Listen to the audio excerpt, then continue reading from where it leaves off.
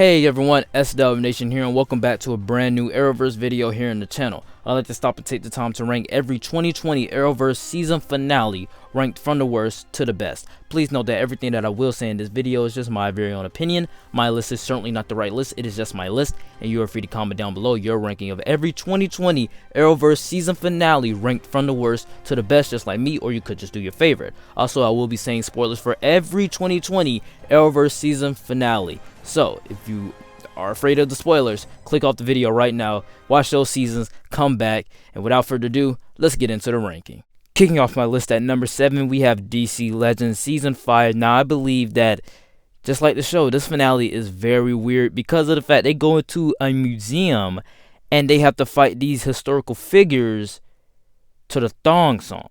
And then after that, Charlie, which was a fate, she goes back to her band and they all have a rave, and then Sarah just gets abducted by aliens. It is so weird, and I cannot make this up. You have got to see this season finale for yourself because it is just so weird. There's some good things about it too. You know, Charlie left the team, and we have John Constantine getting his soul back, and Astra, you know, kind of welcome him back into her heart. But I just feel like, wow, this finale was so weird. And yeah, you know, it is entertaining. Like, it is very entertaining. I thought that this season is my second favorite season of DC Legends. I just felt like this finale was just too weird and just not as character based as I like it to be. And I just felt like it was too weird, and I just really want to see where are they going with these ideas that they're just putting out there. Coming in at number 6, we have Black Lightning Season 3. I do think that this finale is actually very boring. Yes, it has some great ideas. It has some consequences. It has some stakes with the captain dying. You know, Black Lightning's friend, he's dead now.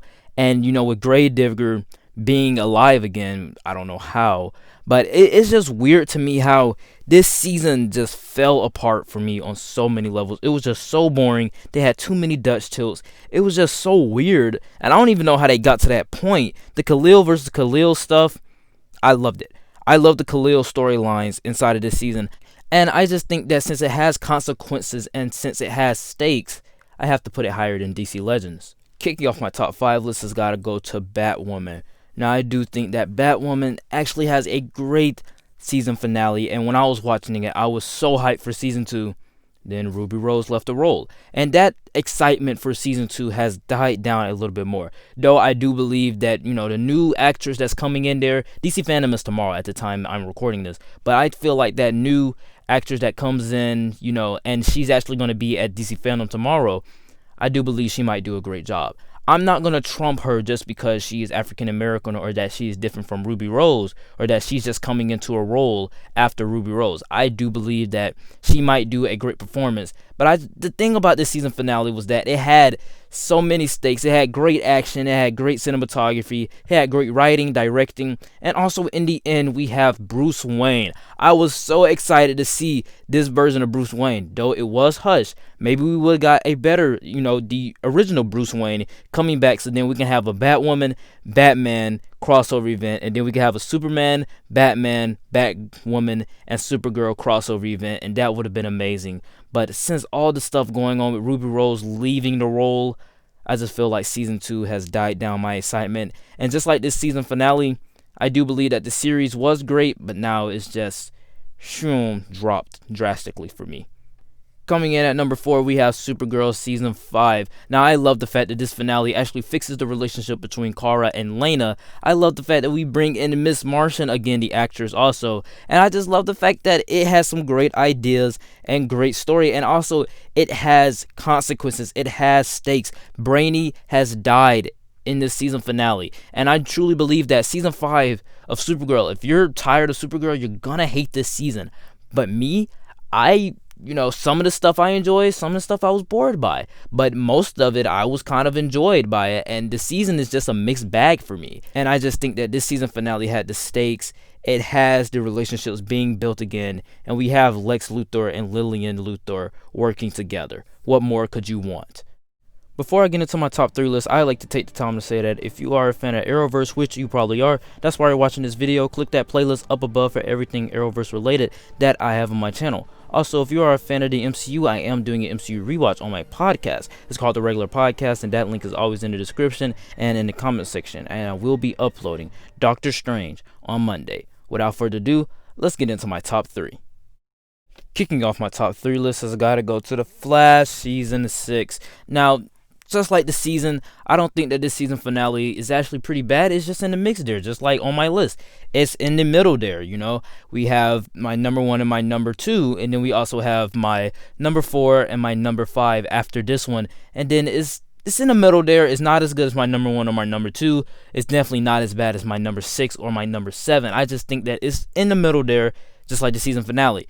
Now, the season finale itself, it was okay. I personally steer more towards the villain arc of the story rather than the hero arc of the story. Don't get me wrong, the Nash Wells stuff, well, Nash Wells is actually the worst Wells in my opinion.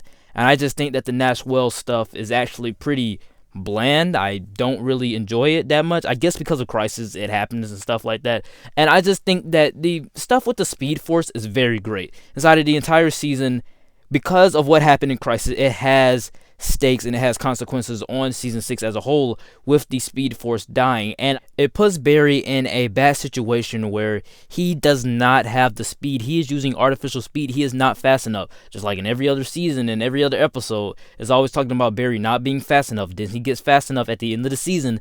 No, he is not fast enough here at the end of the season. He cannot save Iris, and it's just up to him using this artificial speed, and he's just not healing as well as he has to, but he just wants to save the day. He keeps trying to save the day, and it is great character arc for him, but I just feel like the villain arc is much better with Ava getting revenge in the end, and with Ava still out there, and with Iris being, I don't know, blasted away or something by the mirror dimension, and then with the mirrored Iris dying. It's just a lot of great things that happen inside of this season. Though the season is kind of, in the middle of the Flash seasons, I do believe that the season finale is actually a good one. Also, Joe West came back. Who would have thought? Our runner-up at number 2, we have the Arrow Season 8 finale. Now, you could just say that this has to go under the category of series finale. It is still a season, and it is still a finale. And it is a finale that happened in 2020. And I'm going to put it on this list, okay? But I do believe that this season finale was great when I watched it. I enjoyed it. I enjoyed it myself. I enjoyed seeing everyone come back. I enjoyed the entire team being here. I enjoyed everything about it. They just wrote themselves in a corner with the Mia and William time thing. William was not there for his father's funeral, the grown-up William. The child William was there, but the grown-up William wasn't because of what happened in the episode prior to that, Green Arrows and the Canaries. And I just believe that they wrote themselves in a corner by trying to have a backdoor spinoff. So it was kind of weird that, Mia was there and then she had to go back to her original timeline where William was still missing. It was just so weird to me. And the Felicity coming back, I really enjoyed that too. I enjoyed the Green Lantern tease. I enjoyed a lot of things about this series finale. I just felt like some of the things that they did in episodes prior, even in Crisis, just made this series finale and season finale lackluster and kind of disappointing. But, if you weren't a fan of Arrow, you would probably call this disappointing. If you are a fan of Arrow, which I do think that it's the best Arrowverse show, then you gotta love this season finale because it has a great send-off to Oliver Queen. Though he is not in it until the end. Yes, he's in it, but he's in like flashbacks or something like that. He's not in it until the end, and I guess he's in heaven or something like that. Him and Felicity are in heaven. It's kind of weird. I don't know, but as long as him and Felicity are in heaven, they're in a happier place right now. I have no problems with this series finale at all. But coming in at my number 1 has got to go to Stargirl Season 1. This is actually a newcomer inside of the Arrowverse, and I really do enjoy it. I just think that this season probably is the best 2020 Arrowverse season above Arrow season 8, because it is just a phenomenal season. It is a triumph for DC. It is a 10 out of 10, and I really enjoyed it. I just feel like this season brought back the small town innocence that was inside of Smallville, which I did finish that series a couple of months ago.